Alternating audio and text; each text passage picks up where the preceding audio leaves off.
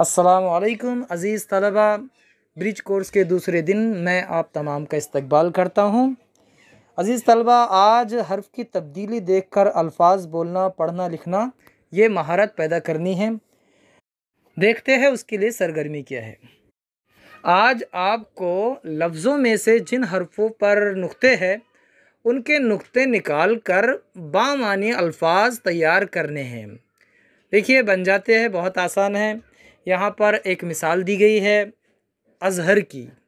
अज़हर के ज़ोए पर से अगर नुक्ता निकाल दे तो बनता है अतहर। उसी तरह देखिए, एक और मिसाल हम आपको देते हैं।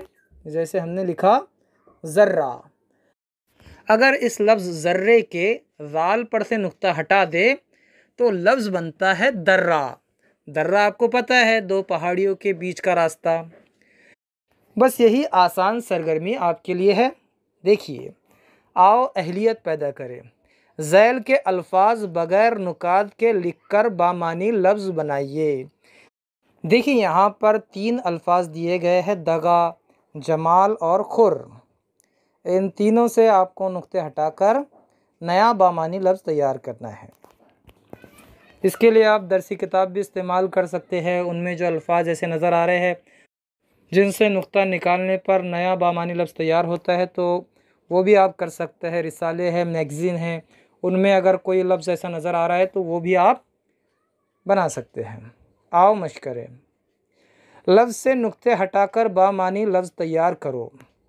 यहाँ पर कुछ लफ्ज़ दिए गए हैं, उनसे नुक्ते हटाकर आपको बामानी लफ्ज़ तैयार करना है। आओ तख़य्युलाती बने, चैलेंज है। आओ दरसी किताब, रिसाले, मैगज़ीन या अखबार से कुछ अल्फाज लिखते हैं और उन अल्फाज से फिर नुकात हटाते हैं। बने हुए अल्फाज को पढ़ते हैं और लुगत से उनके माना तलाश करते हैं।